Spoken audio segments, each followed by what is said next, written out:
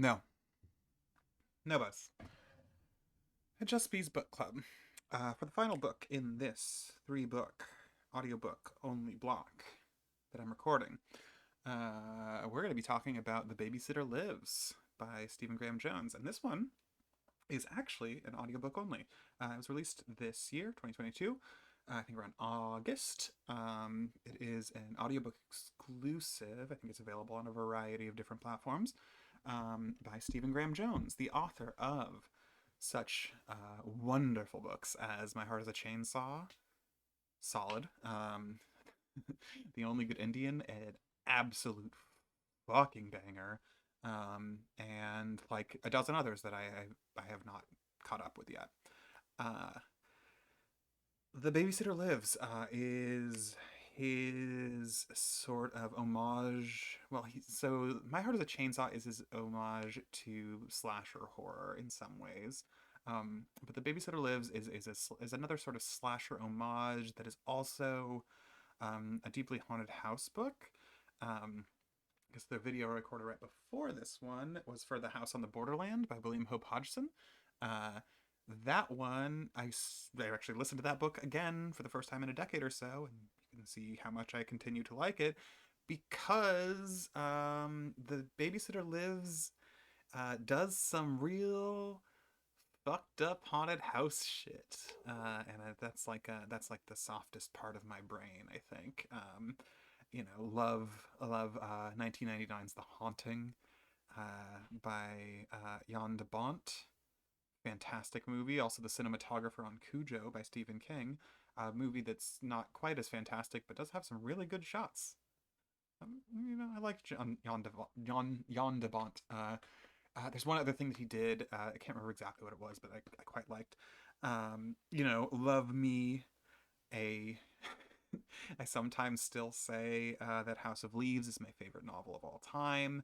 That's not a thing I have revisited since the first time I read it in 2006. So that's as much about time and place as anything. But I still think it's a phenomenal book. And House on the Borderlands, another one of my favorite novels, is about it's about a house, definitely. There's countless others as well.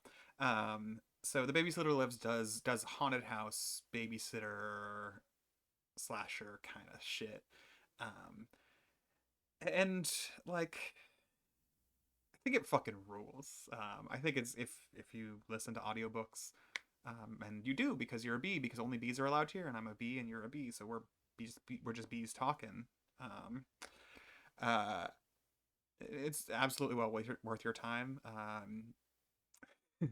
Like everything else of Stephen Graham Jones that I've read, it does phenomenal job of like building up characters in such a way that like the plot and pacing sort of like intermingles without like necessarily like pushing them each other forward, if that makes sense. Like one thing happens, one thing happens, one thing happens, one thing happens, but in like a good way, um, because his books are so fucking good at then having one thing happens, one thing happens, one thing happens, etc., etc.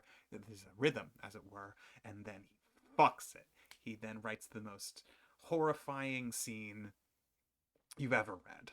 It's maybe only literally true in the case of the Only Good Indian, but uh, it's pretty consistently he has this way of pacing things that they're not like ratcheting up tension.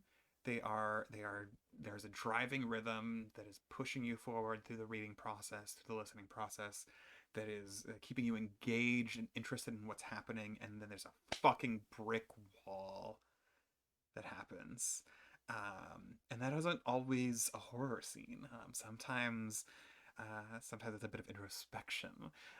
In this, it might be a masturbation sequence, even.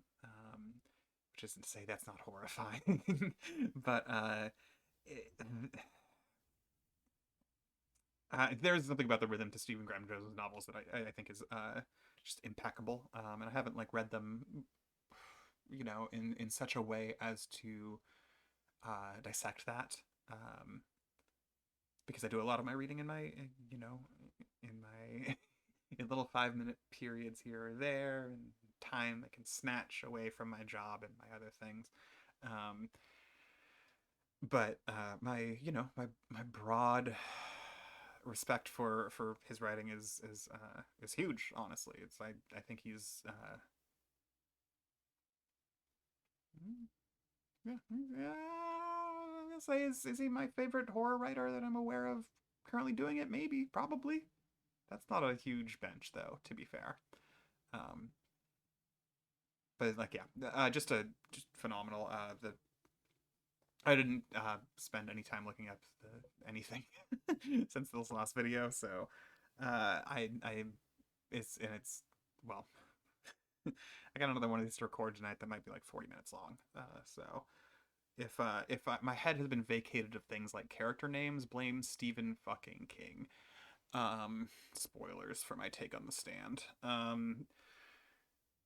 The the babysitter is like is a very fun character. The kids are interesting in like in a way where I couldn't quite tell exactly what I thought Stephen Graham Jones was going for when writing these characters, but I had a good sense of them um, on my own terms, which I think is good. I think that's a good thing. Yeah, I think that's a good thing. Um, and also just like there's the mystery of the house. There's a murder. There's a murder in this history of this house. Sorry if that gives anything away. The haunted house book has a murder in the history of the house. Um, and the way that unravels the way the history unravels, the way the present unravels, the way the characters unravel, and the way that all of that unraveling will just fucking hit a brick wall at a moment's notice and just like really fuck you up is it's fucking masterful. That's I don't know. And I guess the other thing I sort of wanted to say about it is like the fact that it's audiobook only. I don't know why that is. I My only like suspicion is that like the money was right, and maybe there was like something to do with like he's been publishing a lot of books recently, and maybe there was like a fear of oversaturating the market, or there was like some big pilot program. Um, 'Cause I know it's on Audible, and I know it's on LibriVox, but I think it's like which of the big five is it? I don't remember. It's on my phone, which is right there. Hello, I'm looking at you. My phone. Um, I want to say it's like Simon and Schuster or something like that. And I've been wondering if there was like some like internal push at whichever publishing house put it out that like they were going to try to get into bespoke audiobooks or something like that, and that was like one of their pilots or something. Some things popped through my head about what it could have possibly why it could have possibly been audiobook only.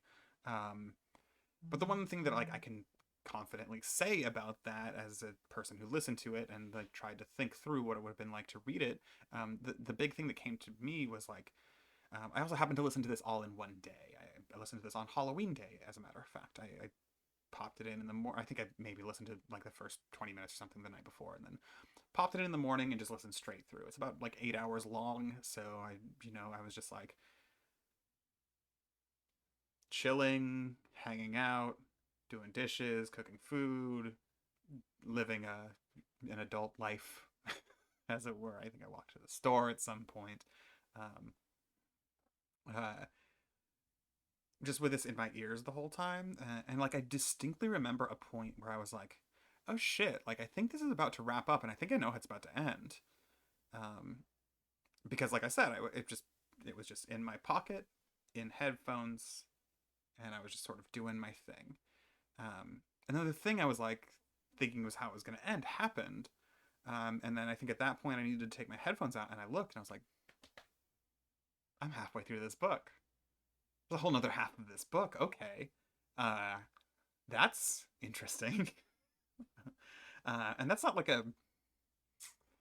That's an affordance that listening to audiobooks makes available, but it's not a necessary precondition of listening to audiobooks. Obviously, you can always pause and be like, oh, I have 6 more chapters left, or it depends on which app you're using, or the number. If you're doing CDs, it's a very different story. But like, it allowed me to not have the experience, and I think I guess you could kind of get this through a Kindle if you didn't have the little thing that's like you're on part 97 of 1158 or whatever the fuck. I haven't used a Kindle in a long time.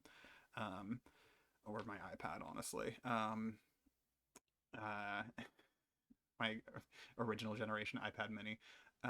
But there's a very specific thing like that I wouldn't be able to do, specifically with a book, like a paperback or a hardback book. I would not be able to get to the middle point and be like, I wonder if just there's like another 120 pages of blank unprinted stuff, which somebody should do. That's a cool idea. I like House of Leaves. I mentioned that earlier in this very video. Um, but yeah, there was like something interesting about being like, "Hi, I wonder," and what I did with like come to an act break and organically go like, "Huh, that's the end of this book, isn't it?"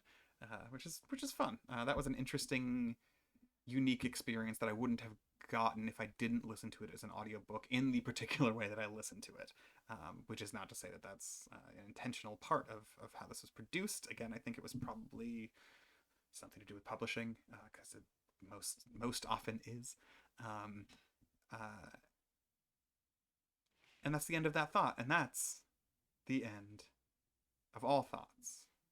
There are no more things, because all things are thoughts, and I do not want to follow down this rabbit hole that I've started. Thank you for not watching.